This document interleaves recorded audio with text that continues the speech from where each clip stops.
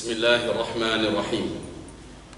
Assalamualaikum warahmatullahi wabarakatuh. Alhamdulillah, wassalatu wassalamu ala rasulillah sallallahu alaihi wasallam. La hawla wa la quwwata illa billah.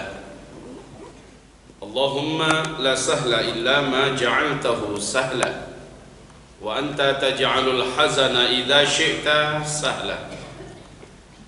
Rabbi shrah li sadri wa yassir li amri wahlul 'uqdatam min lisani yafqahu qawli.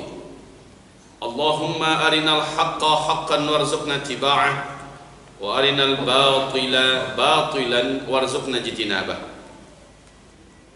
Amma ba'du, segala pujian dan syukur kita hanyalah untuk Allah Subhanahu wa ta'ala. Dari hati kita yang paling dalam, setulus-tulusnya kita sampaikan sanjungan, pujian dan syukur karena nikmat yang Allah berikan kepada kita tetap jauh lebih banyak dibandingkan dengan ujian yang hari ini sangat terasa bagi kita seluruhnya. Alhamdulillah bi ni'matihi tatimmus shalihah. Kemudian salawat dan juga salam kita untuk kekasih kita bersama-sama, pujaan dan junjungan kita Sayyidina Muhammad Rasulullah sallallahu alaihi wasallam.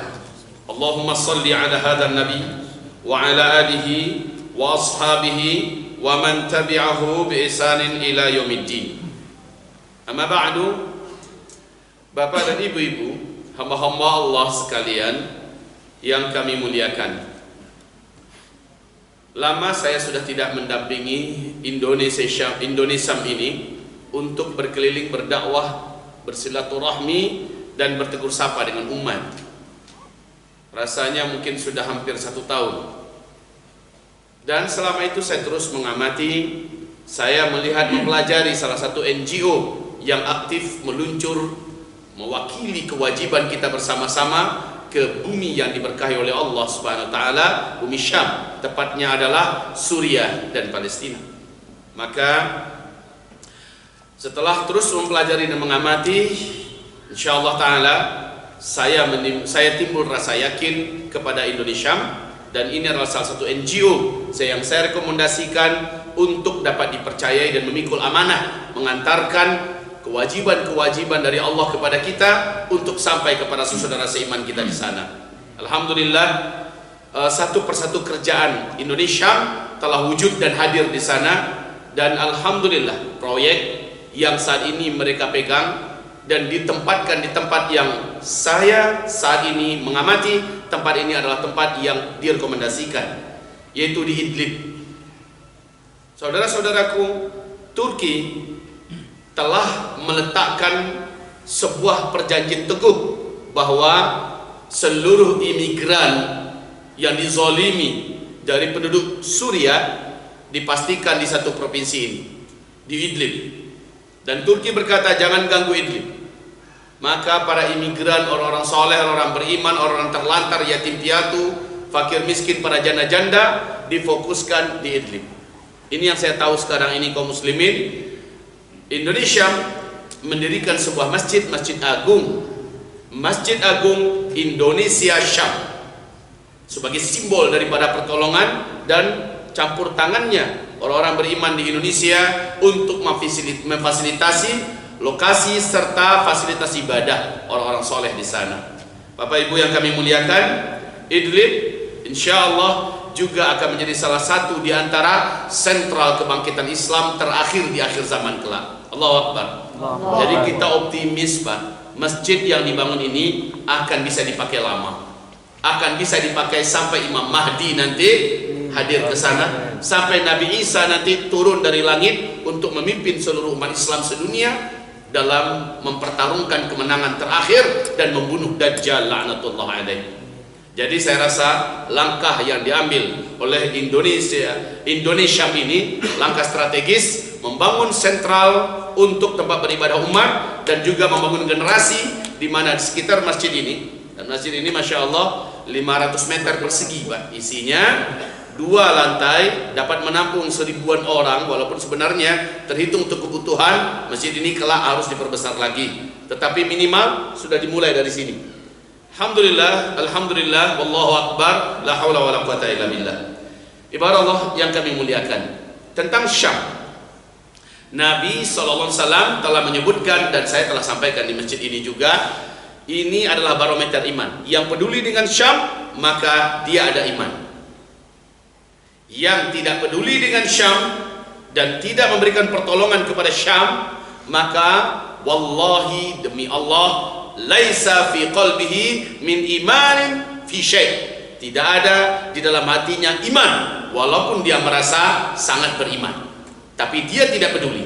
Kepedulian kepada Syam tidak bisa hanya 1 kali 2 kali. Selama ada pintunya terbuka, selama itu kita tembakkan kepedulian kita, kita hantarkan kepedulian kita kepada wakil-wakil kita yang dapat kita percayai untuk mengantarkan iman tersebut. Semoga iman kita yang tertitipkan buat negeri Syam bersaksi nanti di hadapan Allah Subhanahu wa taala, anna hadza mu'min wa hadhihi mu'minah. Ya Allah, orang ini beriman. Ya Allah, wanita ini beriman. Ya Allah, nahnu syuhada'uhum amamuka. Kami menjadi saksi mereka ya Allah di depan Engkau. Kita berharap harta-harta yang kita kumpulkan dan kita titipkan melalui Indonesia ini ke depan adalah harta-harta yang kelak membela kita di depan Allah. Karena Bapak Ibu tahu dalam hadis riwayat Imam Ahmad, hadis ini sahih menurut syarat Imam Bukhari, ditanya pada setiap hamba Allah yang beriman di hadapan Allah kelak, hai hambaku, engkau tahu aku sakit, kenapa engkau tidak berkunjung? Hai hambaku, engkau tahu aku dizalimi, kenapa engkau tidak tolong aku? Hai hambaku, engkau tahu aku kelaparan, kenapa engkau tidak beri aku makan? Hai hambaku, engkau tahu aku butuh pertolongan, kenapa engkau tidak menolong? Hamba ini nanti menjawab di depan Allah, ya Allah, Engkau Rabbul Alamin, Engkau Zat Maha Kuat, Maha Perkasa, Engkau Maha Kaya, Engkau tidak bisa dikalahkan. Bagaimana cara kami harus menolong Engkau ketika Engkau dizalimi? Bagaimana mungkin Engkau dizalimi? Bagaimana cara kami untuk menjengukmu ketika Engkau sakit dan menolongmu, padahal Engkaulah yang Maha memberi kesembuhan. Engkau Maha Kuat, Engkau Maha Kokoh.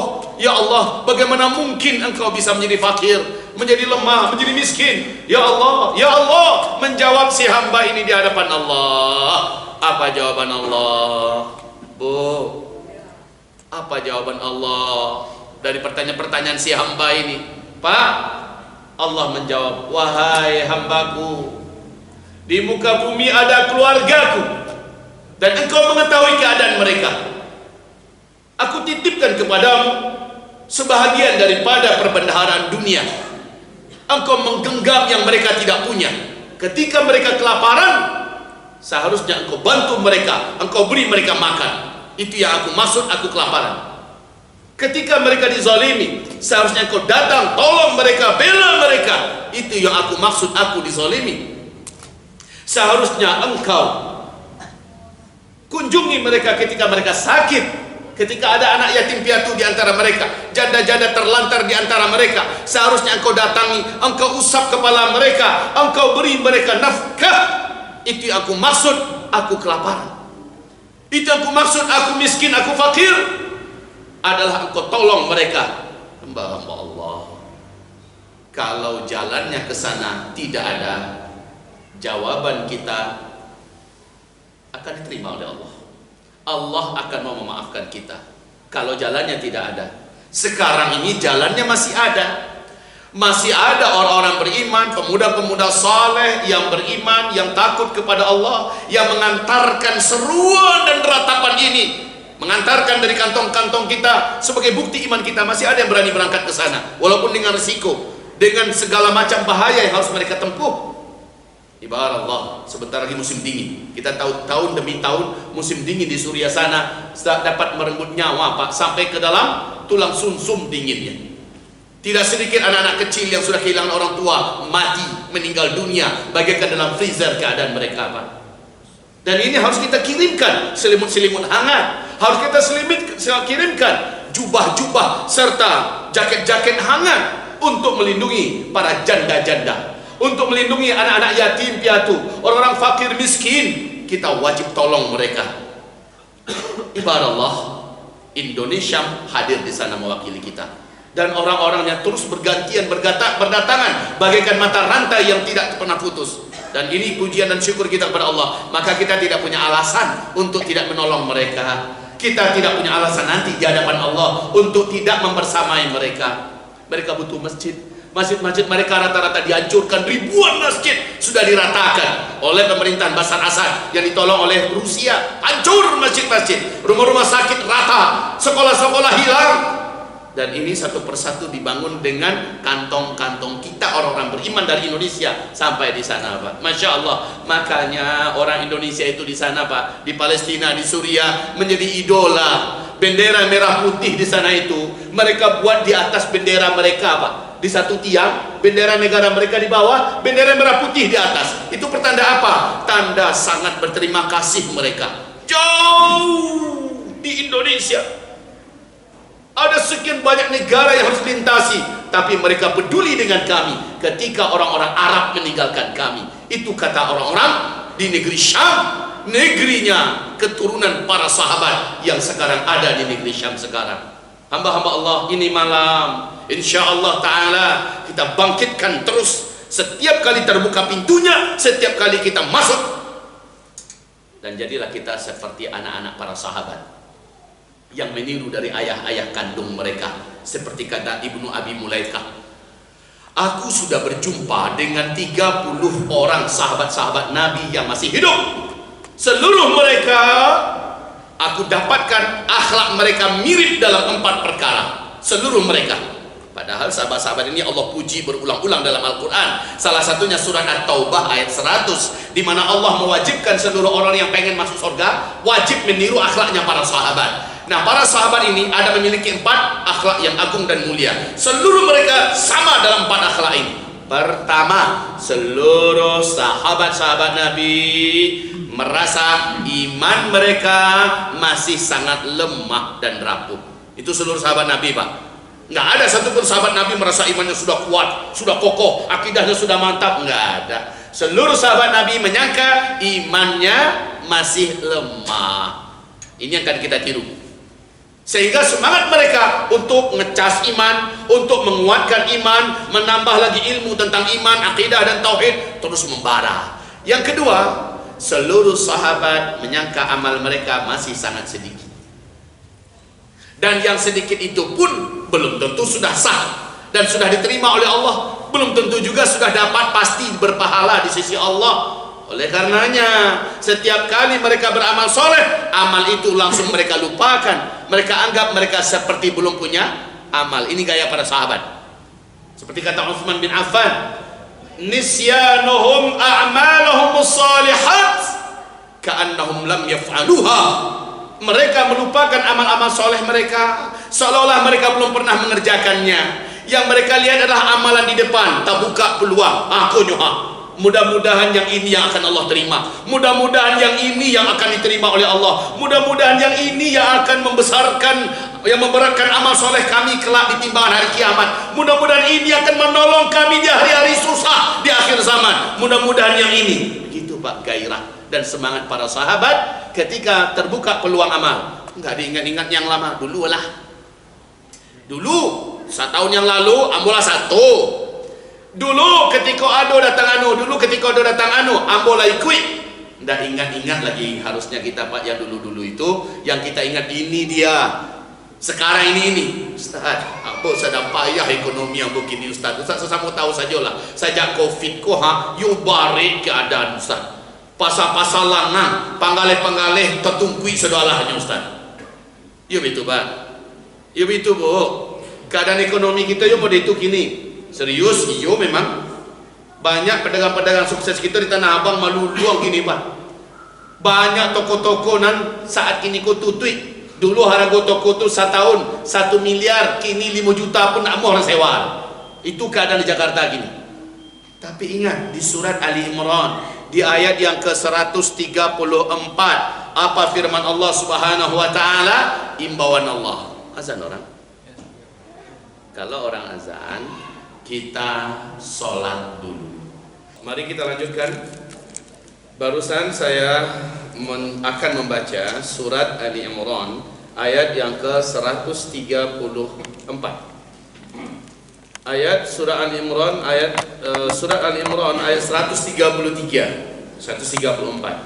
A'udzu billahi minasyaitonir rajim. Bismillahirrahmanirrahim. وسارعوا إلى مغفرة من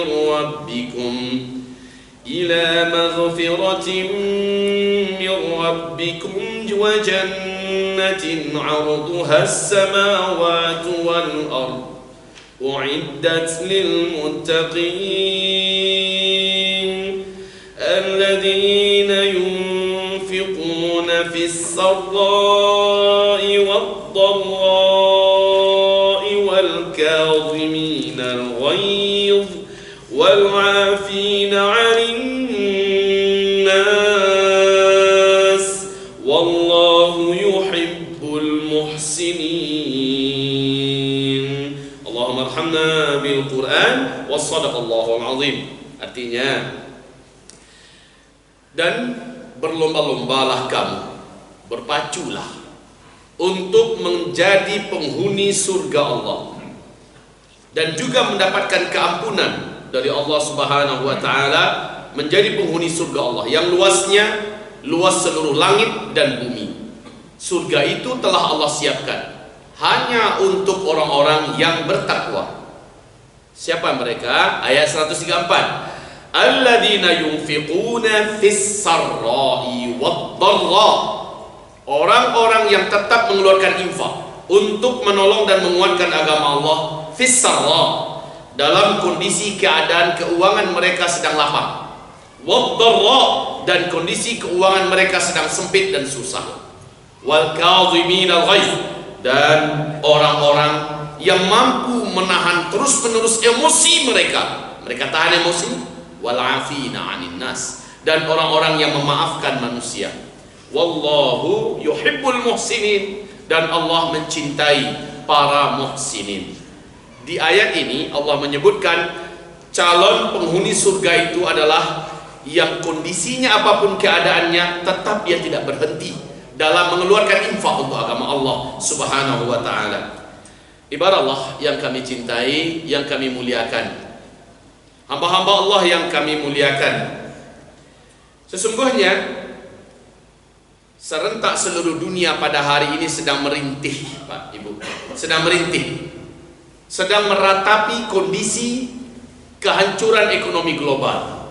Apa yang dulu pernah saya gambarkan tentang akhir zaman, hari ini kita sedang berada di gerbangnya, yaitu tidak ada satupun negara pada hari ini yang tidak sedang dalam keadaan kolaps, ya.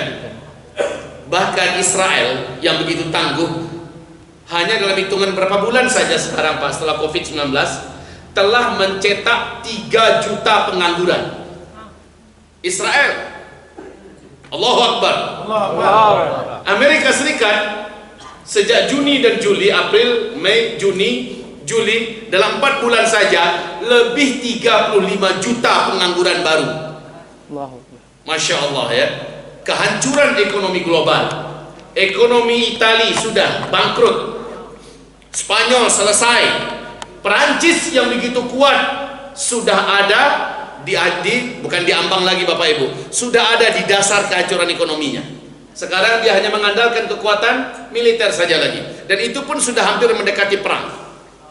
Inggris, jangan ditanya kondisi keuangan Inggris hari ini, Masya Allah, Allahu Akbar. Belanda, Jerman, Allahu Akbar. Kita hanya pandai bersyukur kepada Allah Subhanahu wa taala. Di waktu yang sama, Asia Tengah, seluruh Asia Tengah sampai kepada Cina yang katanya negara dengan ekonomi terkuat di dunia. Hari ini Cina sejak beberapa bulan belakangan ini diguyur oleh hujan yang tidak putus-putus. Masuk bulan ketiga, sudah selesai bulan 3, 2/3 Cina hilang dengan banjir, Pak. Tanam-tanaman mereka musnah 2 kali trip. Hewan ternak mereka mengapung menjadi bangkai-bangkai. Dan mereka mengalami kegagalan panen 2 kali trip, saya katakan tadi. Dan sekarang ekonomi Cina dalam keadaan sudah benar-benar tidak tertolong lagi. Sampai-sampai Presiden Xi Jinping mewajibkan warganya makan 1 kali sehari. Itu pun mengurangi takaran makanan. Ibarat Allah yang kami muliakan, internal Republik Rakyat Tiongkok yang dipimpin oleh Xi Jinping sekarang dalam keadaan benar-benar kacau, wahai Bapak Ibu yang kami muliakan. PKT, Partai Komunis Tiongkok, hari ini telah kehilangan kepercayaan dari rakyatnya sendiri. Dan angka pengangguran di Cina sudah meningkat.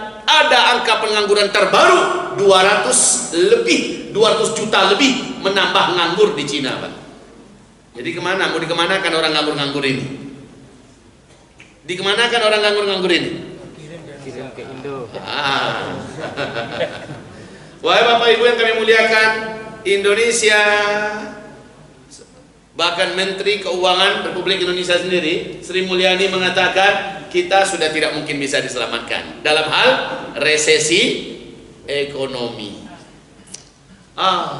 Semoga Allah beri solusi. Selama di Indonesia rakyatnya tetap beriman pada Allah Subhanahu wa taala, semoga Allah beri solusi. Amin. Amin. Alhamdulillah, Presiden Jokowi diberi oleh Allah Subhanahu wa taala ilham untuk mempercayakan kepada orang yang kuat, kepada orang yang amanah buat mengurusi masalah pangan dan lumbung pangan Indonesia.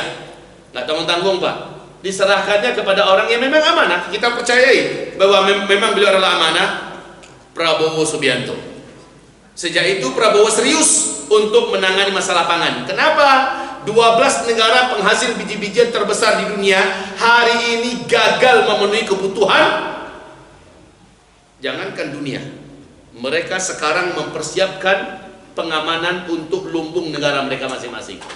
Cina sudah dipastikan tidak mampu.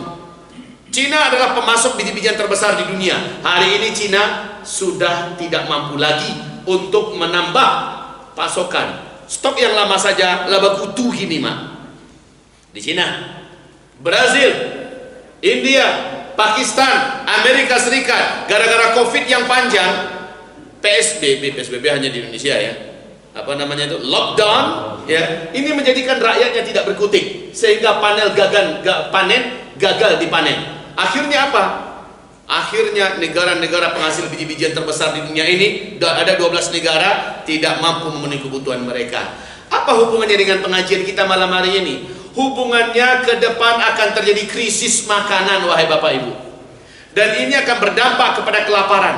Dan Rasulullah bersabda di akhir zaman, karena lapar orang akhirnya rela membunuh tetangga sendiri, walau hanya demi sepotong roti. Hadis sahih diriwayatkan oleh Imam Bukhari. Demi sepotong roti dia rela membunuh tetangganya sendiri, padahal tetangga itu adalah sahabatnya. Wahai Bapak Ibu, dalam krisis orang akan kalah, gelap mata. Orang tidak peduli mau kawan, mau sahabat, mau tetangga. Kalau sudah lapar dia akan gelap mata. Lalu apa solusinya, Ustaz? Solusinya belajar pada sejarah. Nabi sudah beritahu sebenarnya solusinya, yaitu amal soleh kamu sejak Syam membara wajib dimaksimalkan lagi. Syam membara. Negeri apa yang Syam itu?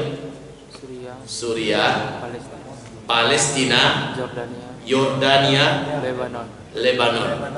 Ini 4 negara ini sedang membara, khususnya sejak Arab Spring sampai hari ini.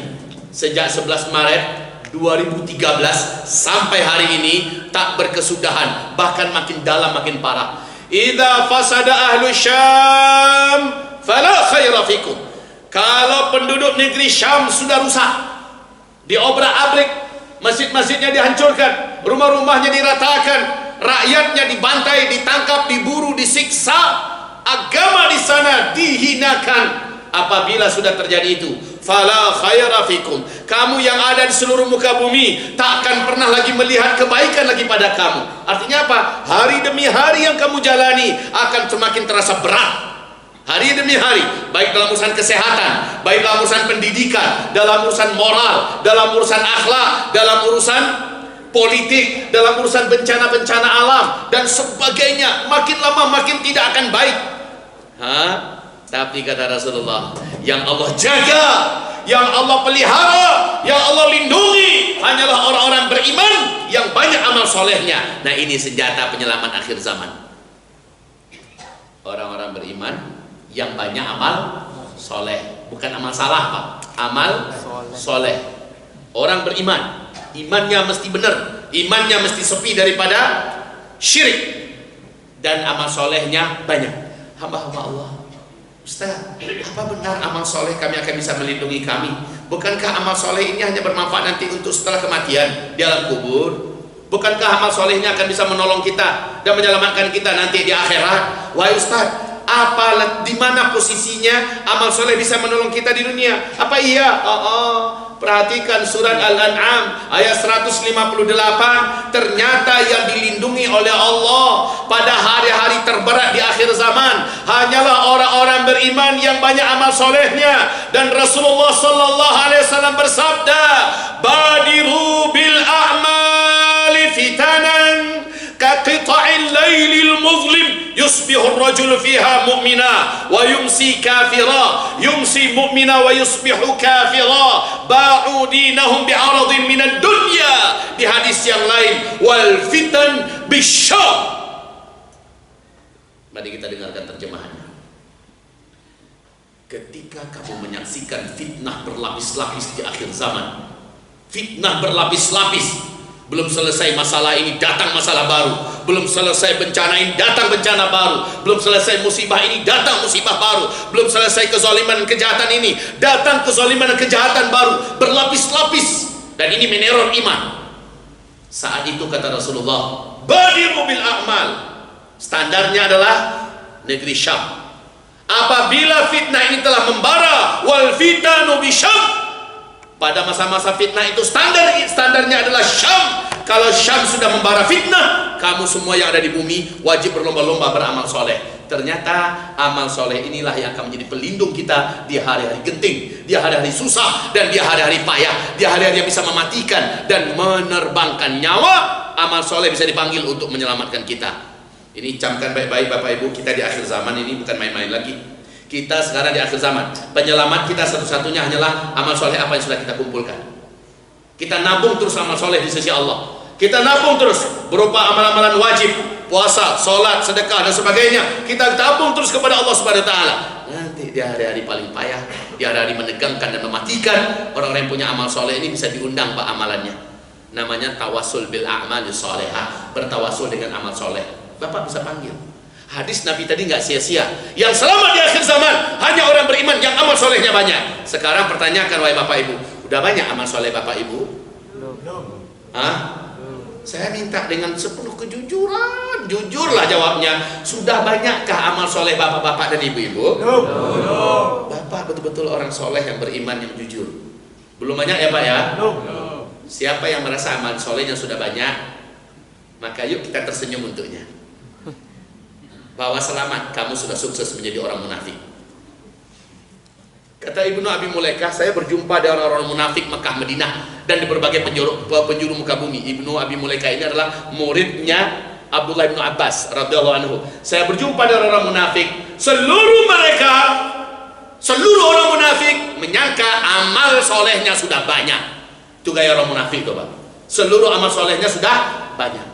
Tapi orang beriman tidak, para sahabat tidak. Mereka menyangka amalnya masih sedikit. Oke, kalau begitu Bapak Ibu menyangka amal solehnya masih sedikit. Setuju? Setuju. Bagaimana Bapak Ibu akan selamat di akhir zaman? Jawabannya adalah kami Pak Bue, yang bisa kami buat semampu kami saat kini Ustaz. Kami ikhlaskan seikhlas-ikhlasnya dan kami samakan dengan cara yang diajarkan Rasulullah dan para sahabatnya. Semoga itu yang akan melindungi kami di hari-hari genting. Pertanyaan saya berikutnya, wahai Bapak dan Ibu, benarkah amal soleh kita bisa dibuktikan di dunia ini bisa menolong kita? Benarkah amal soleh kita yang kita kerjakan selama hidup kita ini, selagi kita masih hidup dia bisa diundang untuk menjadi penyelamat kita? Benar apa tidak? Benar. Apa buktinya? Apa buktinya? Ayo kita berikan bukti sekarang. Karena ini berkaitan dengan akhir zaman dan kita sedang ada di akhir zaman itu. Akhir zaman itu bukan nanti satu generasi lagi, dua generasi setelah kita, tidak. Akhir zaman itu kita sekarang ini. Dan cara selamat hanyalah dengan mengundang amal-amal soleh kita. Pertanyaannya adalah, cukupkah amal-amal soleh kita menjadi penyelamat kita di kehidupan ini? Ayo kita bongkar, Pak. Benarkah amal soleh bisa menjadi penyelamat kita? Kita lihat sejarah. Satu, Nabi Ayyub alaihi salam, beliau dalam kondisi kritis, nyawanya sudah di ujung tanduk. Setelah sebelumnya dia punya kekayaan yang tidak terbatas, istri-istri yang solehah, anak-anak yang cakap dan pintar-pintar, seluruhnya musnah karena Allah izinkan iblis yang dengki untuk menghancurkan segala-galanya.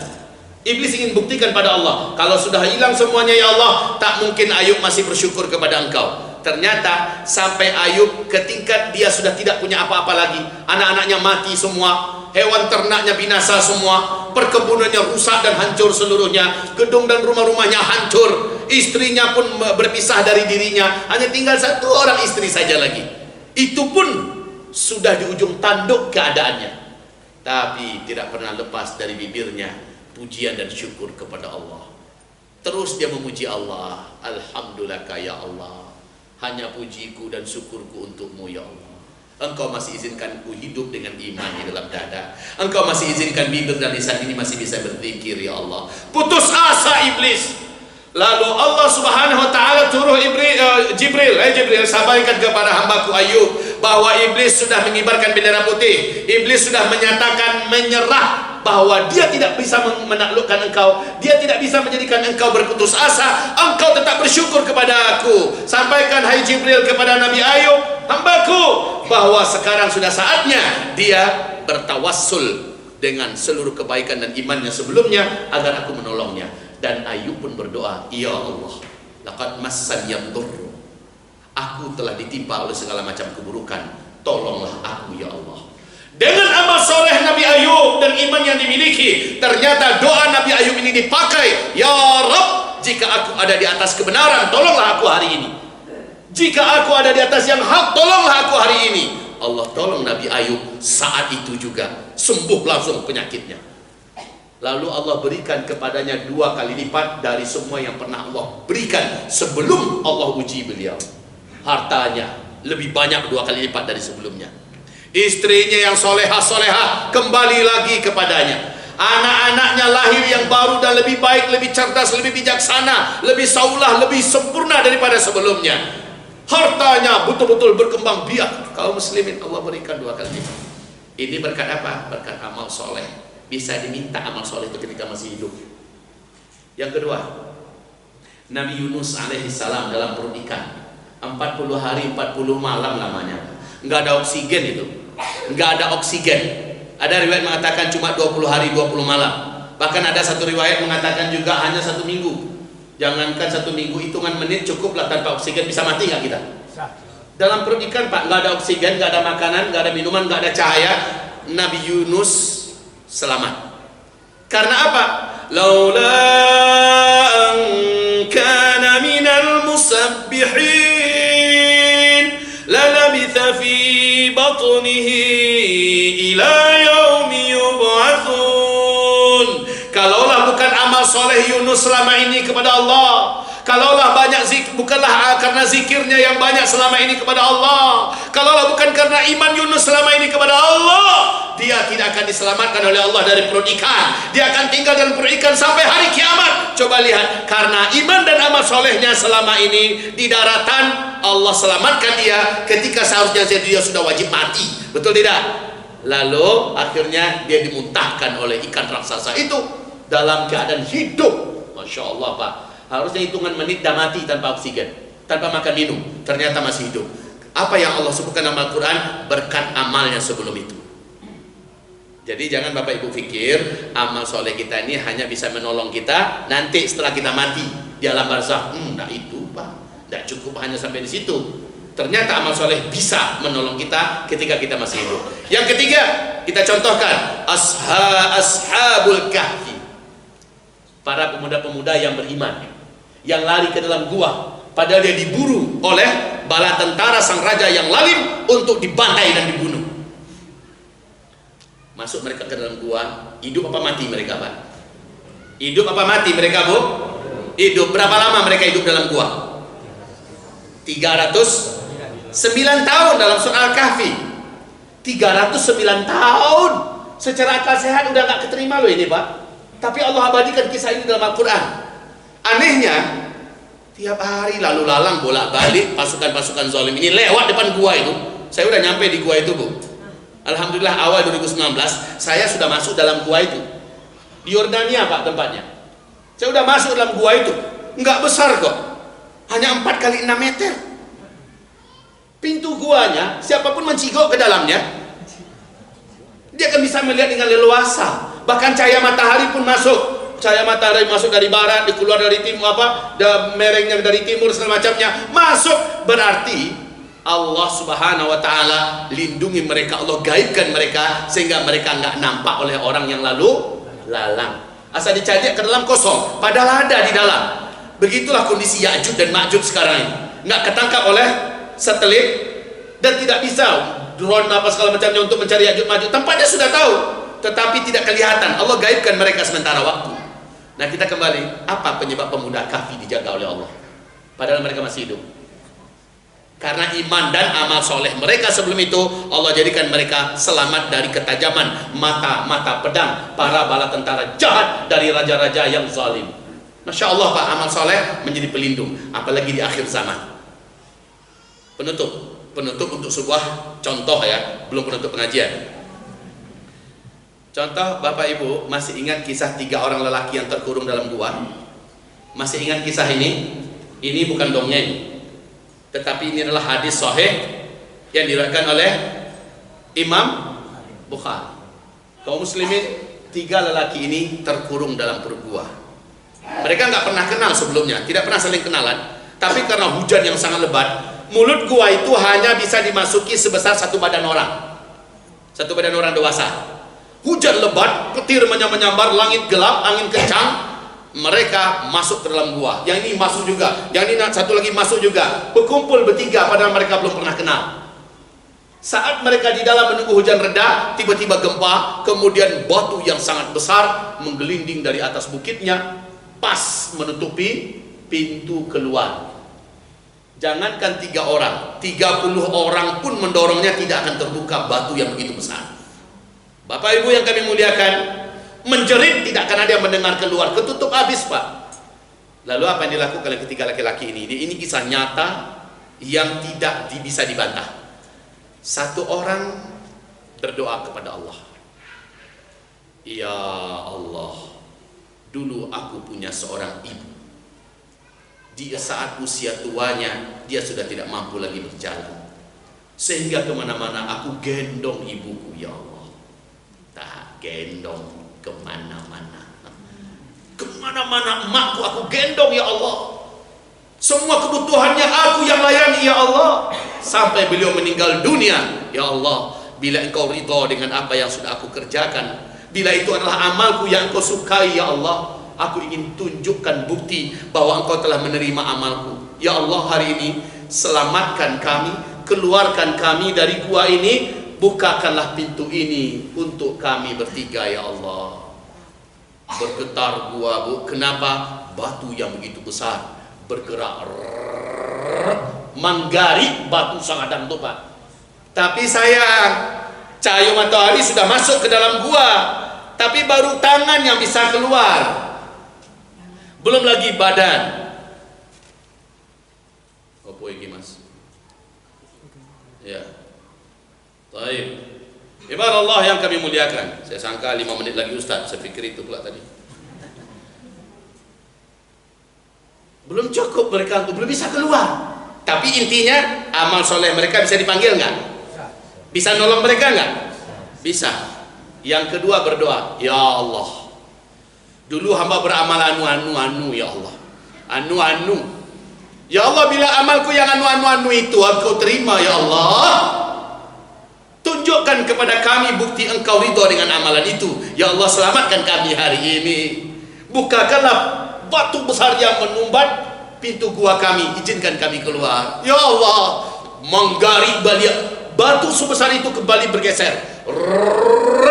Tapi sayang, baru paun yang bisa keluar. Alun bisa ke satu badan lah.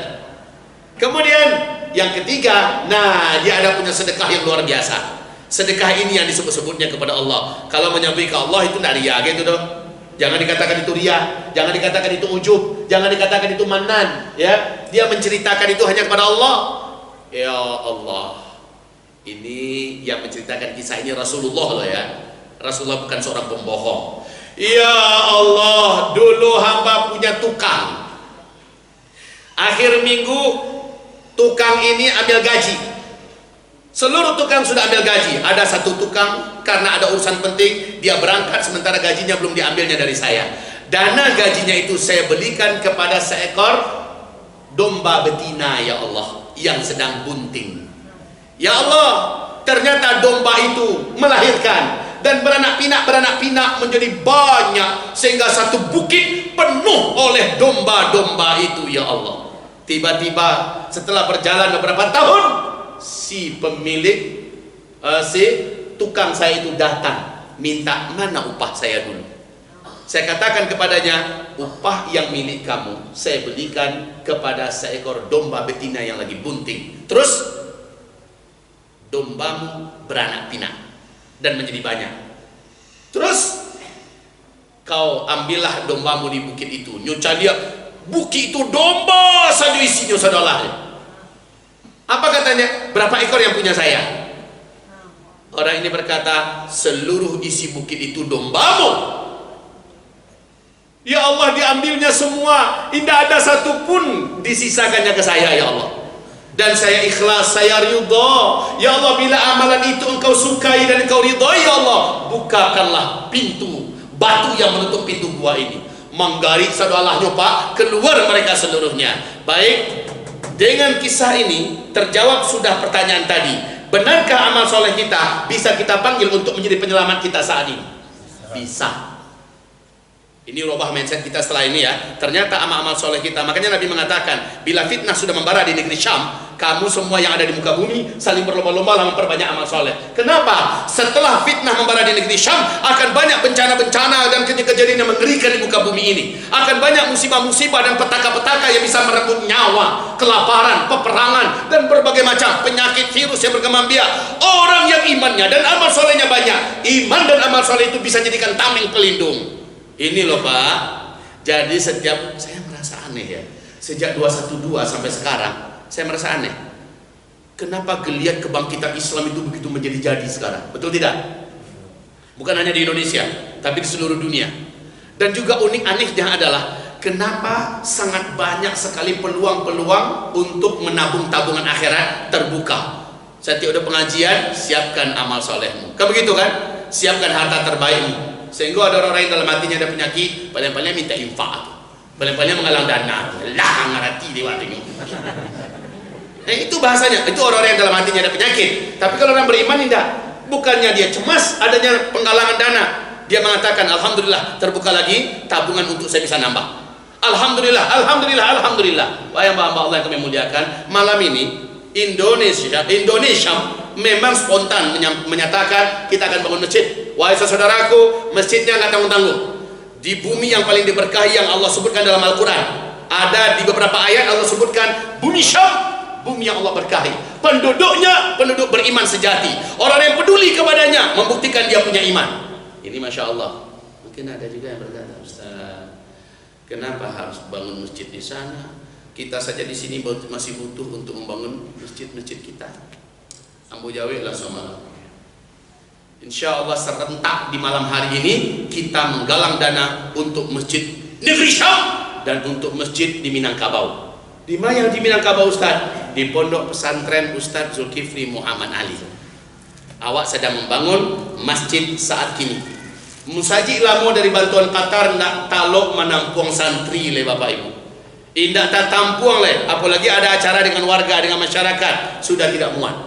Maka masjid tua yang lama ini kami rombak total. Alhamdulillah sekarang lah selesai, nak kasa-kasanya lah selesai. Sekarang tinggal kerjaan kita mengkeramik lantai. Kerjaan kita magiah loteng dari Sunda plafon. Kerjaan kita mempeloi mihrab. Kerjaan kita membuat sampai beruduk yang memang lunadole. Sampai beruduk lunadole Pak, baik laki-laki atau wanita. Kerjaan kita itu masing-masing sudah ada tuh di pintu masjid itu sudah ada nih. Ini bangun wudhu sekian biayanya, ini sekian. Asal tiba tamu, mesti mereka masukkan dana mereka. Jo itulah berjalan kini. Maka ketika Indonesia melamar Rambo Ustaz, kita jalan lagi Ustaz, kita bangun masjid di Syam, saya katakan saya mau, tapi saya juga bangun masjid saya. Sekaligus kita serentak berjalan berdua, mau? Setujulah Indonesia. Sepakat? Wahai Bapak Ibu, kita bangun masjid di negeri Syam sebagai bukti iman kita bahwa kita adalah mukmin di akhir zaman. Kita bangun masjid di bumi kita, di ranah Minangkabau, di pesantren Ustaz Zulkifli Muhammad Ali. Alhamdulillah masjid itu bisa menampung lebih kurang 1000 jamaah juga. InsyaAllah ta'ala wahai Bapak Ibu. Jadi kita sekarang berapapun dana yang terkumpul, kami akan bagi 50-50, 50-50. 50% untuk masjid Masjid Jami' Indonesia Syam di Idlib, Suriah, dan 50% untuk masjid Jami' lo namanya Masjid Jami' Uzma Center di Pondok Pesantren Mahat Mulazamah Al-Huffaz. Masya Allah Pak, dari Polda sendiri ada waktu penyambutan 1 Muharram mereka berdatangan. Apa kata mereka? Ustadz, boleh nggak kami ikut menyumbang? Silahkan, saya katakan silakan. Ada menyumbang semen, ada menyumbang pasir, ada menyumbang gerobak, dan itu jadi coran, dan itu menjadi upah para tukang dan sebagainya. Jadi siapapun boleh masuk. Malam hari ini wahai Bapak Ibu, kita seluruhnya tambah lagi tabung akhirat kita, dan pasang niat, jangan lupa pasang niat. Apa niatnya? Ya Allah, hamba sedang susah, hamba ingin dengan sedekah hamba malam ini, infak hamba malam ini, bukakan dan angkat kesusahan hamba. Wallahi Bu, inilah satu-satunya jalan amal di mana kita paling praktis diangkat oleh Allah dari masalah kita, penyakit, susah, hutang, dan bahkan masalah-masalah yang tidak terbayang oleh kita. Contoh, di Jakarta saya punya seorang sahabat. Beliau didatangi oleh seorang muslimah yang sudah berumur tidak lagi muda, 33 tahun, belum kawin-kawin. Muslimah Bu, dia datang pada sahabat saya ini, Ustaz, saya sudah 33 tahun, saya ingin punya jodoh, saya ingin dapat suami, saya ingin menjadi seorang istri, ingin punya keturunan, tapi sampai sekarang belum ada yang datang Ustaz. Ibu kerja di mana? Saya hanya seorang guru TK Islam. Ibu punya gaji? Ada, tapi nggak banyak Ustaz, saya malu menyebutkannya. Berapa gaji ibu satu bulan? Hanya 250.000 Ustaz. Itu dianggap tidak gaji, itu betul ada Pak? Hanya 250.000 Ustaz. Bu, betul ibu pengen punya suami? Iya. Mau nggak ibu berkorban dengan pengorbanan yang berat? Apa itu Ustaz? Gaji ibu jangan dikurangi sedikit pun, cari masjid yang sedang membangun. Ibu tempelkan dan pasangnya, ya Allah, dengan gaji hamba ini seluruhnya ya Allah, hamba infakkan untuk pembangunan masjid ini. Beri hamba jodoh, suami yang soleh, yang beriman, yang mencintai hamba dan mencintai anak keturunan hamba, dan mampu membimbing hamba menjadi ahli surga. Lafazkan itu ya Bu ya. Itu jalannya ya Ustaz. Iya. Termenunglah ibu itu. Masalahnya 250 itu lah satu-satunya di situ Pak, 250.000. Makannya, minumnya, mangoknya di sini. Akhirnya dia menanggung. Demi sesuatu yang besar yang dia inginkan dari Allah, dia harus berkorban yang tersup gadang loh dia. Kemudian dia gajian, betul-betul dicarinya masjid, ketemu masjid yang sedang membangun. Dia datangi pengurusnya, Pak, ini masjid apa kebutuhan yang paling dibutuhkan sekarang? Melantai masjid, ngasih keramik. Berapa 1 meter Pak? Berapa 1 meter? 250.000 1 meter. Itu ada spanduknya di sana. Pas sebanyak gajinya untuk 1 meter bisa aja nih. Apa katanya? Saya masuk Pak, saya ikut 1 meter ya. Nyuagiah 250.000 itu gajinya sebulan Bu. Tahu enggak Ibu berapa pahitnya hidupnya dalam menjalani sebulan berikutnya? Piti nak boleh kok? Lah kosong bana kariang Bu. Makannya sering hanya dengan air putih. Saking susahnya. Ditunggu seminggu lu dia datang melamar lah. Alah 2 minggu lah boleh paniang kapal lu. Ya, sampai akhir bulan lah nak taluk lah. Kemudian datang balik ke Ustaz sahabat maka. Ustaz, dia takkan aja ambo Ustaz. Ya Bu, saya ingat, bagaimana kabarnya? Ustaz, nasihat Ustaz saya amalkan. Alhamdulillah sampai sekarang belum ada jodoh yang menghampiri saya. Ibu sudah kasih semuanya gaji ibu? Sudah Ustaz. Dan ibu sekarang hidupnya bagaimana? Susah Ustaz. Tidak susah lagi, tapi pakai susah. Tapi saya ikhlas Ustaz. Ibu tetap baik sangka apa tidak dengan Allah? Insya Allah Ustaz, saya tetap baik sangka. Bu, sekarang berarti kadar infak ibu menurut Allah belum memadai untuk sebuah permintaan ibu yang hebat itu. Lalu bagaimana Ustaz? Tambahkan lagi ibu. Maksud Ustaz, gajian ibu berikutnya infakkan lagi seluruhnya. Layuh tulang ibu tulang suka. Sadu Allahnya balik Ustaz. Ibu itu bertanya sekali lagi, Allah benar-benar akan tolong saya Ustaz? Pasti Bu, Allah pasti akan beri ibu jodoh. Ustaz, kau memanglah putih loh. Pengajian tuh hakikat iman itulah sampai dia. Pasti Bu, Allah tidak akan pernah bohong. Baik Ustaz. Mancaliak mata Ustaz itu penuh keyakinan, kue lo hati ibu kembali. Terima gajian, nyu cari musajid yang paling susah, yang sedang membangun. Ternyata ditemukan masjid yang sedang bangun tempat wudhu. Lalu ditanyakan, Pak, apa yang bisa saya bantu? Kami masih memerlukan semen sekian ratus sak. Oh begitu Pak? Iya. Kebetulan Pak, di sebelah masjid itu ada toko bangunan. Dia beli langsung 5 karung. Waktu itu satu karung harganya masih 50.000. 5 karung hanya beli barat tuh jadinya. Abih balik pitih gajinya. 5 sak simin diantarkan langsung ke pengurus, diterima oleh pengurus. Lah, sehari, 2 hari makin tagang nih Cik Matu. 1 minggu kemudian setelah itu datang lagi dia kepada Ustadz itu. Ustadz tolong aku Ustadz. Bagaimana ibu? Kata Ustadz ini, sahabat saya ini, bantu saya. Apa yang bisa saya bantu? Pilihkan untuk saya yang mana yang harus saya pilih. Ada beberapa orang melamar saya. Masya Allah. Inyo ketika melakitkan pitihnya untuk bangun musajid itu Pak, nyo pasang niat. Ya Allah, dia berjodoh, ya Allah, laki-laki. Laki-laki soleh yang beriman, ya Allah. Nah mencintai ambo, mencintai anak keturunan ambo bisu aku, dan membimbing ambo ke dalam surgamu. Agi ambo jodoh, ya Allah. Seminggu jarak itu daripada infaknya nangka 2 kali itu, tapi baginya lah sangat barik mana tuh. Seminggu jaraknya datang dia kepada Ustadz itu, sahabat saya ini, dan dia katakan, bantu saya memilih Ustadz, yang mana yang harus saya ambil. 3 orang datang melamar. Akhirnya pilihannya jatuh kepada seorang lelaki soleh yang beriman, yang punya sekolah TK, yang punya sekolah SD, yang punya sekolah tingkat SMP pesantren. Masya Allah. Darinya bakar rajo langsung sebagai istri sekaligus sebagai pemilik pesantren. Dan dia digaji Bu. Gajinya sebulan waktu itu 2,5 juta 1 bulan. Sebelumnya berapa? 250. 250 gajinya, jadi 2,5 juta. Dapat laki itu lagi. Laki nak tanggung-tanggung udah pimpinannya langsung. Masya Allah, sekarang anaknya udah banyak. Allahu Akbar. Ya, ini yang saya maksud Pak. Jangan ragu ketika Bapak mengeluarkan harta Bapak untuk agama Allah, untuk masjid. Lafazkan niatnya. Ya Allah, hamba punya masalah. Utang ambo bajibun, ya Allah. Lapihkan ambo dari utang ambo. Tadi ada yang tiba gambar di masjid raya tadi.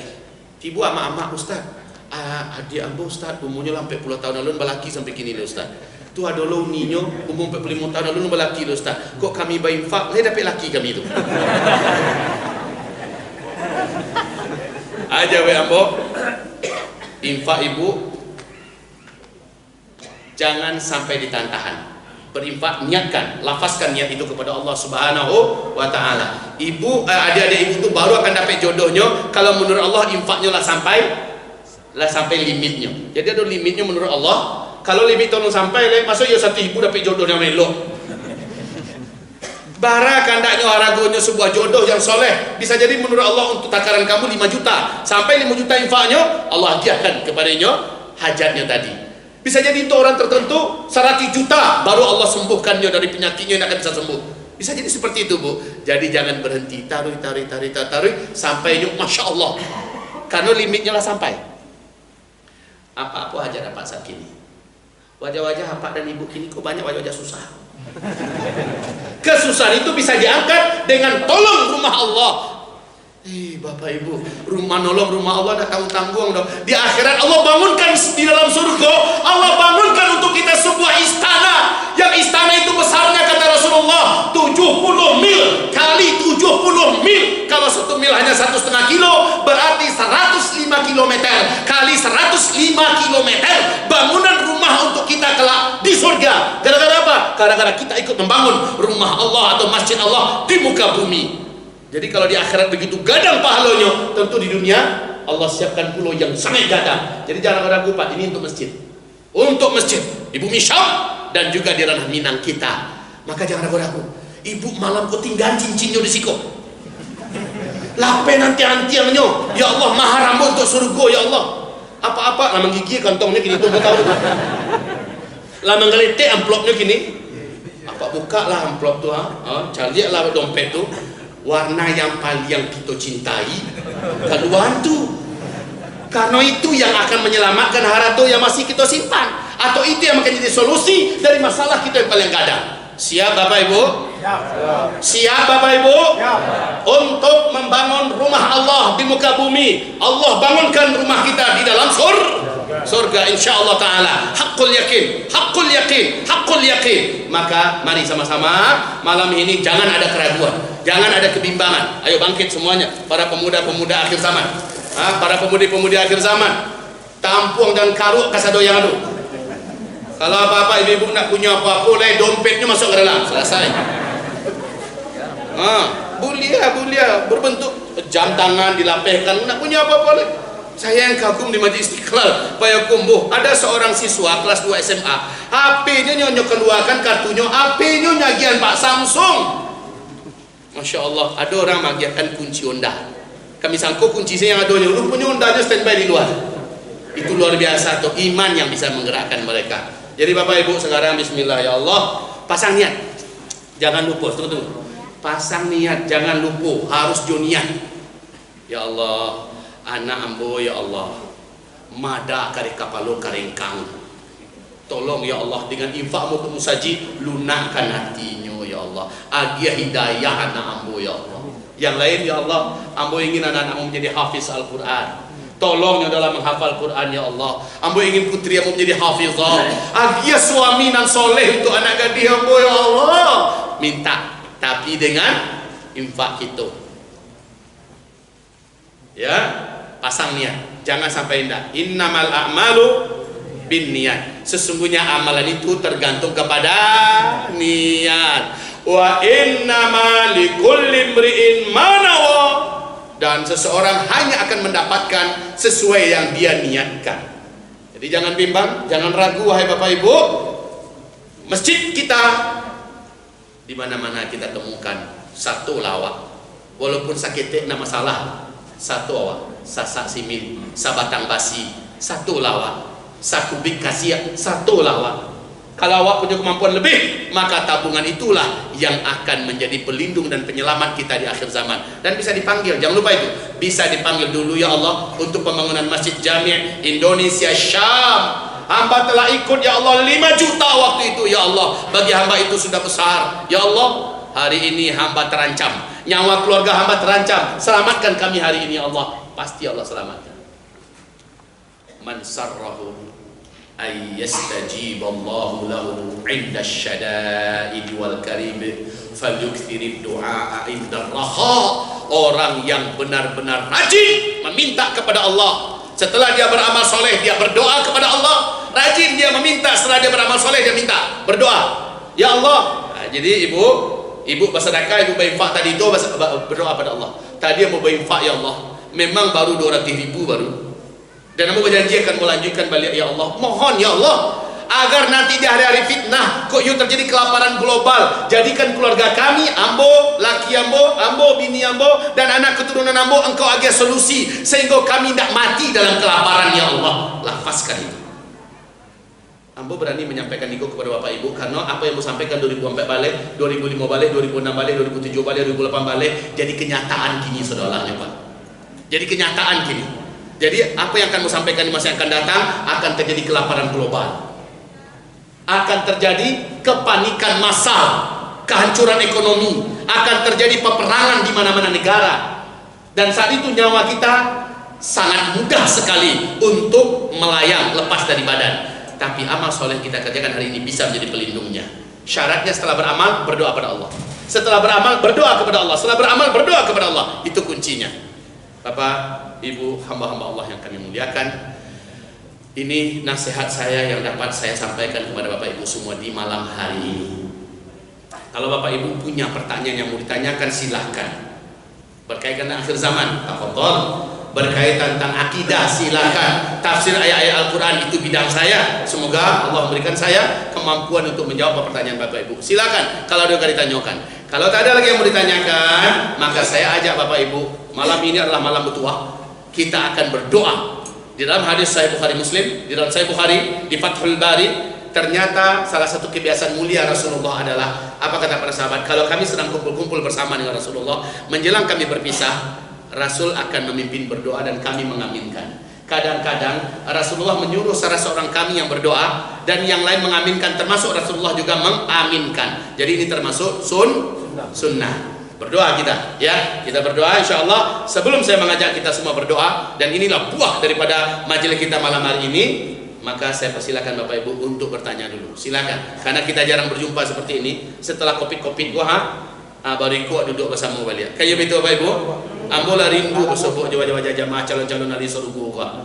Malam ku Allah izinkan balik bersebut. Alhamdulillah. Silakan kalau ada nak bertanya, kalau nak ada bertanya berdoa awal. Silakan.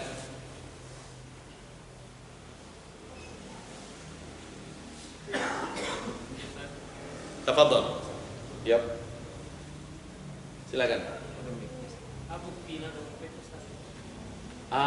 Buktinya ada COVID. Buktinya ada COVID. Bismillah.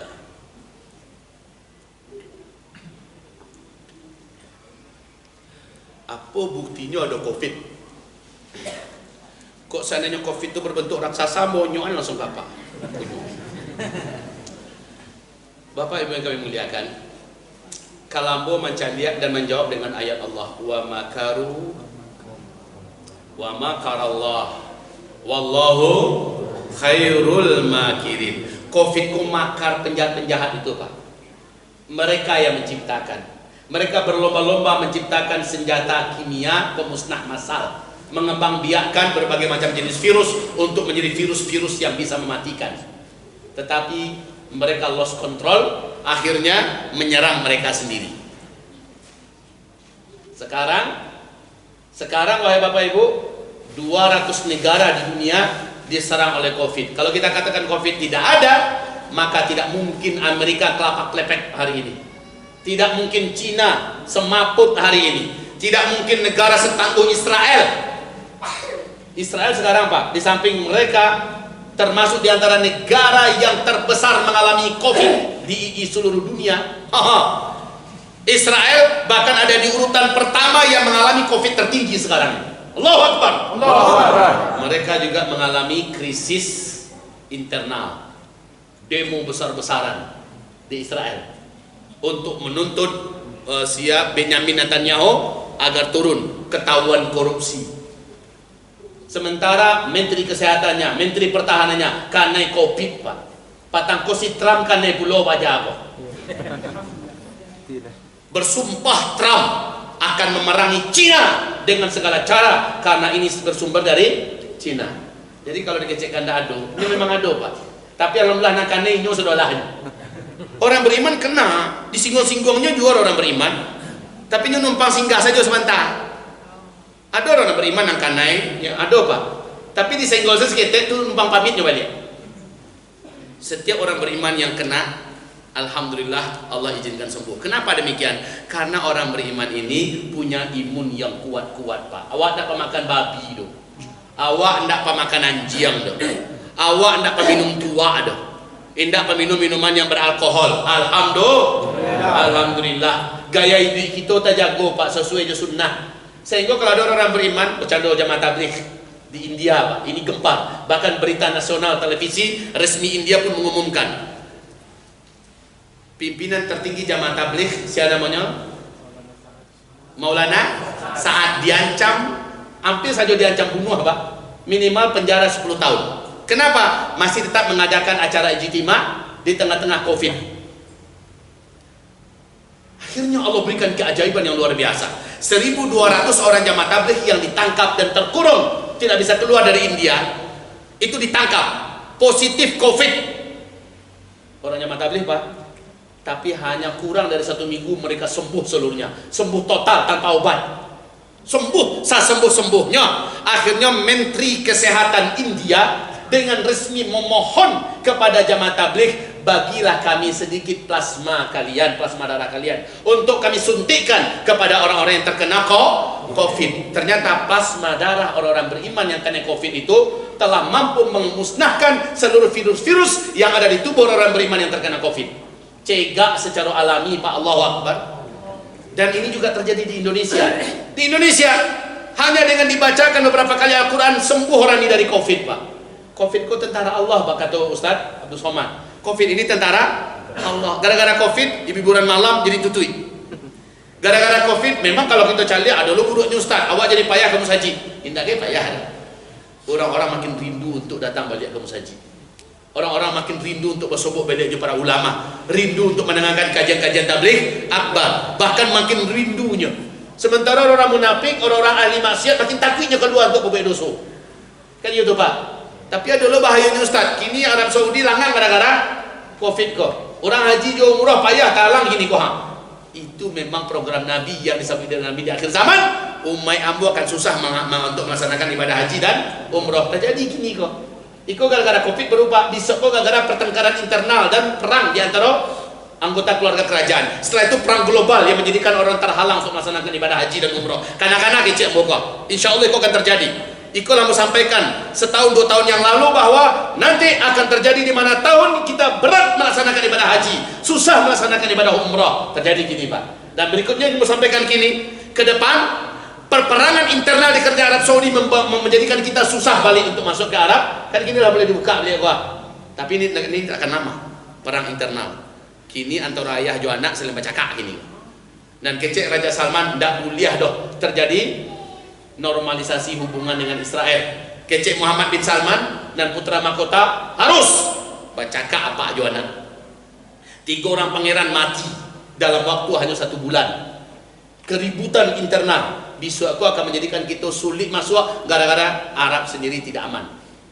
Ya, kemarin apa lagi? Perang global. Cina melawan Amerika, Cina melawan Jepang, Cina melawan Taiwan, Cina bercakap di India, saling bercakap semuanya Pak. Akhirnya terjadi perang dunia. Turki melawan Perancis, Turki dengan Mesir. Ini Masya Allah Pak, peperangan akan berkecamuk di mana-mana. Untuk Indonesia baga kira-kira. Untuk Indonesia apa? Ada terjadi perang nanti? Semoga tidak. Ambo takut parang.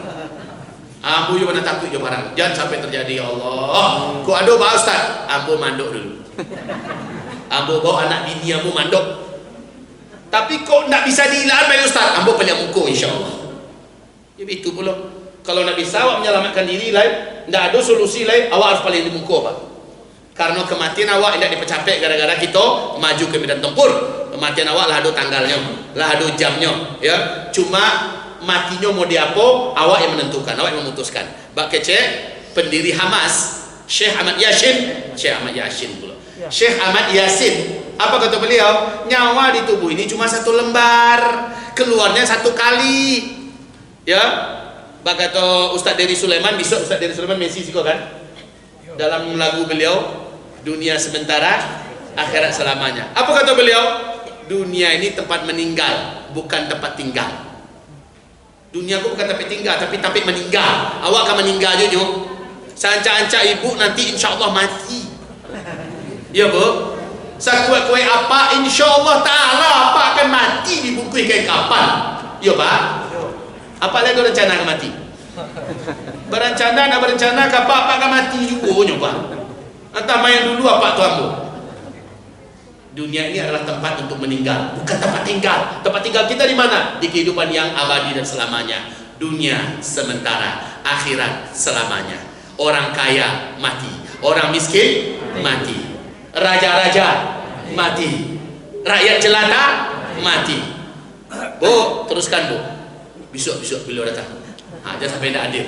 Ambo mendengarkan butiran-butiran hikmah keluar dari lidah beliau. Ambo lihat beliau kau mendapatkan iman dalam level ainul yakin. Ustaz Dery Sulaiman, mantan seorang penyanyi metal, seorang anak band, taubat nasuhanya, kini seluruh dunia lah dikancahnya dalam dakwah. Masya Allah ya. Tidak ada nagari di Indonesia, aku dari Sabang sampai Merauke Pak, kecuali lah masuk di dalam dakwah. Semua Allah jaga beliau. Patangku beliau di pesantren awak di Serek Laweh. Yang saya lihat, Buya, kamu saji, insya Allah Allah akan selesaikan nanti kau Buya. Banyak orang beriman yang soleh-soleh, kalau tibunya pastinya akan tolong kau Buya. Itu kata beliau. Insya Allah beliau datang kemari, jangan sampai tidak tibu. Kato-katonya pakai cak anak bujang ambo, Pak, Ustaz Dery Sulaiman ini motivasinya bagus sekali apa, menyentuh ke hati katanya. Jadi anak muda pun kanai, anak-anak muda pun menyentuh. Sangat bagus ya Pak katanya. Kata anak ambo. Masya Allah, Umar pun yang pertama menyampaikan, Pak, sangat nyaman mendengarkan kata-kata hikmah yang keluar dari lidahnya. Besoknya di siko malam, jangan sampai tidak tiba, bawa sebanyak-banyaknya keluarga awak, ramikan, dan dia membawa Odai. Tahu Odai? Odai Al-Akhras, orang Palestina dari Gaza, umur 22 tahun, hafiz Al-Quran 30 juz, ganteng dan tampan, masih bujangan. Ya, diundangnya untuk menjadi imam di bulan Ramadan ke Patanggo, langsung di kampung Covid Indonesia, nak bisanya keluar dari Indonesia sampai kini itu. Tiba-tiba dia dengar berita rumahnya kena rudal dek bom Israel. Alhamdulillah induknya masih duit. Itu dibawa besok dengarkan suara Odai Al-Akhras kau. Masya Allah indah. Kau ada stok anak gadis di rumah hasil siapkan lah. Baik, Bapak Ibu yang kami muliakan, Anda yang kalau tidak ada pertanyaan lain, kita berdoa pada Allah Subhanahu Wa Taala. Cukup? Sebelum kita berdoa, aku umumkan pada Bapak Ibu. Ustaz, apa yang dipajang di depan ke Ustaz? Itu adalah cara kami menolong umat Nabi Muhammad, madu murni yang kami rukyah. Kami sholat dulu 2 rakaat. Setelah sholat, madu itu kami buka, berember-ember, bertengki-tengki kami buka, ya. Dan madu ini kita ternakkan, dijawab oleh orang-orang beriman. Insya Allah tidak oplosan, tidak campuran. Lalu kita sholat, setelah sholat kita bacakan ayat-ayat penyembuh dari berbagai macam penyakit, ayat-ayat penghancur sihir, ayat-ayat penghalau gangguan ain, ayat-ayat yang bisa menetralisir gangguan jin dan syaitan. Setelah dibacakan doa-doa Nabi SAW, lalu ditutup dengan doa kita, lalu disempurkan. Setelah itu ditutup dengan salawat untuk Rasulullah. Alhamdulillah, tidak sedikit orang-orang yang telah Allah sembuhkan berkat madu murni yang telah diruqyah dengan ayat-ayat ruqyah. Setelah itu apa Ibu? Ustaz nanggalih, Ustaz Musaji, yo. Saya katakan 100% keuntungannya adalah untuk menolong agama Allah. Jadi itu bukan mengalih wajah Allah Subhanahu. Baiklah cara kami menolong agama Allah, begitulah cara kami mendatangkan madu yang murni untuk umat Nabi Muhammad sallallahu alaihi wasallam. Itu ada di luar, silakan didapatkan Bapak Ibu, dan niatkan ya Allah, sambil hamba berobat kepadamu, hamba beriman kepadamu, hamba juga berniat untuk menabung untuk akhirat kami. Ya, Bapak Ibu, alhamdulillah pada malam hari ini sudah terkumpul 7.211. Bapak Ibu, berkenankah Bapak Ibu wak bulean sampai 10 apa agak ya? Lenam Bapak Ibu. Berkurang tak ada Bapak Ibu di tangan? Baliasdan. Mana qasamalun min sadaqah. Takkan berkurang hartamu yang kau sedekahkan, tapi itulah yang menjadikan dia bertambah dan bertambah kata Nabi. Setuju Bapak Ibu kita gandongkan 10 juta? Setuju? Mampu dengan iman Pak? Setuju? Bismillah. Yang mengatakan setuju, kuatkan hatinya. Yang tidak mengatakan setuju, tapi hatinya mengatakan Bismillah Ustaz. Jadilah paham saja lawak ini kara Jawa. Mayan tukang jalan tadi. Mudah-mudahan sampai 10 juta. Dan dalam doa kita guluang ke satu orang yang lah berinfak tadi. Para Bapak Ibu telah menabungkan, tabungan itu tidak akan pergi kepada orang lain, pulang kepada Bapak Ibu semua. Seperti kata Ambo tadi, Ambo lado dapat kabar kami gembira lain. Ustaz, ada cincin Ustaz. Kabar-kabar Modeko rindu mau mendengarnya balik. Dulu di Bukit Tinggi cukup ramai yang Modeko. Tidak ada kalau untuk Ustaz, tidak ada yang tu Ustaz kata juga saudara. Kalau tidak ada, berarti lah simpan di sisi Allah ya Bu ya. Kita yakin akan menjadi mahar surga Ibu nanti insyaallah. Baik, silakan jalan. Dan saudara yang beriman, ya Allah, kami berdoa kepadamu dan mohon kabulkanlah doa-doa kami ini, dan kami berdoa kepadamu untuk keselamatan keluarga kami kelak, dan mohon kabulkan doa kami. Baik Bapak Ibu, silakan jalan para pemuda dan pemudi kita, dan setelah itu kita berdoa bersama-sama kepada Allah Subhanahu. Baik, setelah selesai, mari kita baca Al-Fatihah. A'udzu billahi minasyaitonir rajim. Bismillahirrahmanirrahim. Alhamdulillahi rabbil alamin. Ar-Rahmanir Rahim. Maliki yaumiddin. Iyyaka na'budu wa iyyaka nasta'in. Ihdinas siratal mustaqim. Siratal ladzina an'amta 'alaihim ghairil maghdubi 'alaihim waladdallin. Allahumma salli wa sallim ala hadha an-nabiyil karim wa ala alihi wa sahbihi ajma'in. Ya Allah, ya mujib as-sa'ilin, anta sami'un alim. Ya Rabb kami seluruhnya hamba-hambamu yang di dalam masjid ini adalah makhluk ciptaanmu ya Allah. Kami adalah milikmu, kami budakmu ya Allah. Semua yang ada di tangan kami adalah milikmu yang kau titipkan kepada kami.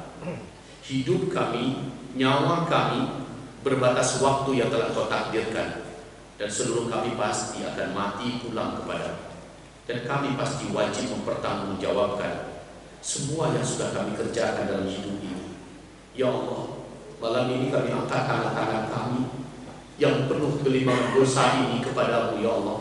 Malam ini bibir kami mengaminkan doa ini, bibir dan lidah yang telah banyak menanam dosa untuk kami panen kelak pada hari kiamat. Kami berdoa kepadamu di malam hari ini ya Allah. Berikan kepada kami kesempatan ya Allah menjadi hamba-Mu yang lebih baik dari sebelumnya. Berikan kami umur yang penuh barokah ya Allah, agar setelah ini kami benar-benar menjadi abdi-Mu yang sangat soleh dan taat kepadamu ya Allah. Tambahkan iman, kokohkan hidayah di dalam dada kami ya Allah, sehingga iman itu menjadi perhiasan yang mahal bagi kami, sehingga bagi kami mendekati tempat-tempat maksiat, berkawan dengan kawan-kawan yang membuat kami lalai dan melakukan dosa dan maksiat adalah pantangan yang paling menjijikkan bagi kami setelah hari ini ya Allah. Jadikan kami sebagai hamba-hamba-Mu yang hidup di sisa umur kami ya Allah, sebagai pencinta-pencinta kesolehan, sebagai pemburu ke amal-amal soleh yang banyak pahalanya. Jadikan kami ya Allah hamba-hamba-Mu yang senang di dalam masjid, yang suka bersama Al-Quran, yang senang dan manis rasanya berzikir, yang hobi berinfak bersedekah. Hamba-hamba-Mu ya Allah yang lisan ini senantiasa meminta kepadamu, serta menegakkan amar bil ma'ruf nahi 'anil munkar. Jadikanlah kami para penggerak-penggerak dakwah, jadikanlah kami para penolong-penolong, pembela-pembela Islam ya Allah. Wahai Rabb yang kami sembah, wahai Rabb yang kami agungkan, wahai Rabb yang maha tinggi, maha suci, ya Rabbal Alamin, kami memohon dan meminta kepadamu, izinkan kami di akhir hayat kami ya Allah melakukan amalan terbesar yang paling Engkau ridhoi, yang menyebabkan Engkau tersenyum kepada kami ya Allah.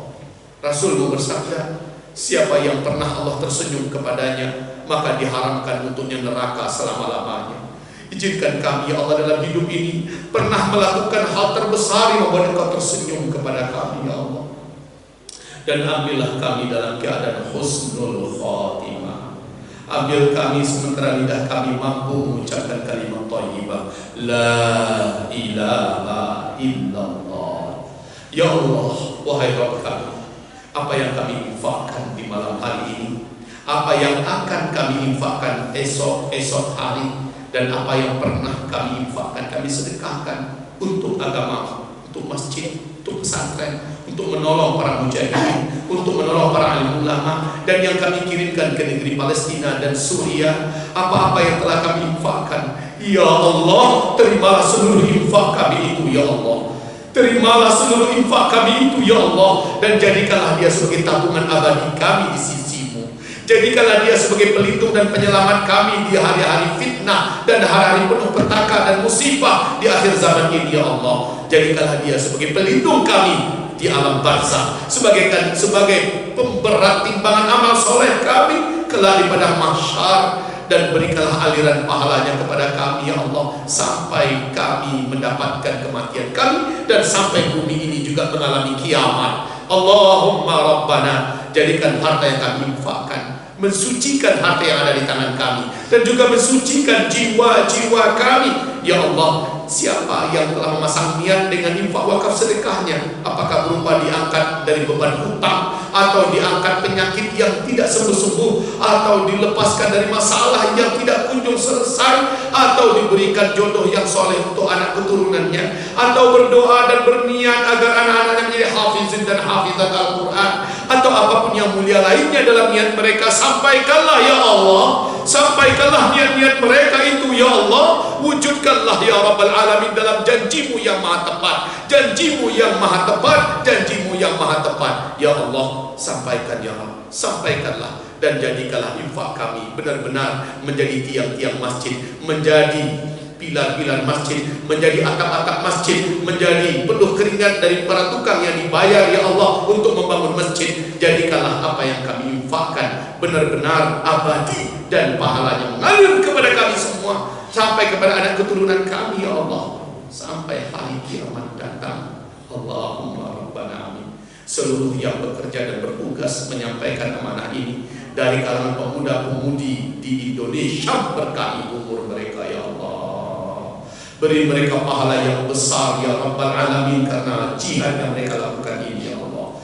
Dan jadikanlah ini amal soleh yang berat pahalanya untuk mereka ya Allah. Dan jadikanlah ya Rabbal Alamin seluruh ulama-ulama kami, seluruh da'i-da'i kami, kiai-kiai, habib-habib kami, seluruh ustaz-ustaz kami, tokoh-tokoh masyarakat kami yang beriman, seluruh guru-guru kami ya Allah, seluruh umat Ahlus Sunnah wal Jamaah dari Sabang sampai Merauke, Engkau jaga dan Engkau lindungi dari makar penjahat-penjahat ya Allah, dari niat buruk dan busuk musuh-musuhmu dan musuh kami ya Rabbal Alamin. Ya Allah, kabulkanlah doa kami ya Rabbal Alamin. Jagalah Indonesia kami ya Allah, jangan sampai Indonesia ini menjadi negara yang berubah menjadi negara kapitalis, menjadi negara sekuleris, menjadi negara komunis, menjadi negara Syiiyin ya Rabbal Alamin. Jadikan Indonesia sebagai negara yang kuat, negara yang berdaulat, negara yang mengagungkan Engkau dan mentauhidkan Engkau, dan negara yang memuliakan agama Islam ini sebagai undang-undang tertinggi dalam kehidupan, sampai kami menjadi pemimpin dunia ya Allah.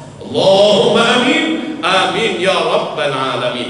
Rabbana atina fid dunya hasanah wa fil akhirati hasanah wa qina adzaban nar. Subhana rabbika rabbil izzati amma yasifun wa salamun alal mursalin walhamdulillahi rabbil alamin. Allahumma amin. Wassallallahu ala rasulika nabiyil karim sayyidina Muhammadin sallallahu alaihi wasallam. Amma ba'du, semoga bermanfaat pertemuan kita di malam hari ini. Semoga Allah mencintai Bapak Ibu semuanya. Semoga dosa-dosa Bapak Ibu diangkat di malam hari ini seluruhnya. Mari kita baca surah Al-Asr.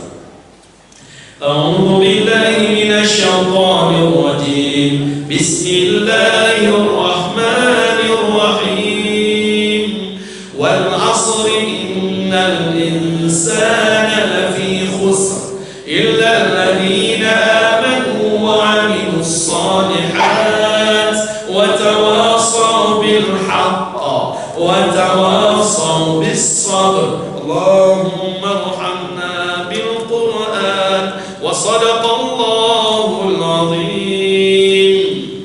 Bapak Ibu, baca doa kafaratul majlis. Kata Rasulullah, siapa yang membaca doa ini, Allah gugurkan seluruh dosa-dosa kecil yang terlanjur dia buat sebelum itu. Semuanya baca. Subhanallahumma wa bihamdika asyhadu an la ilaha illa anta astaghfiruka wa atubu ilaik.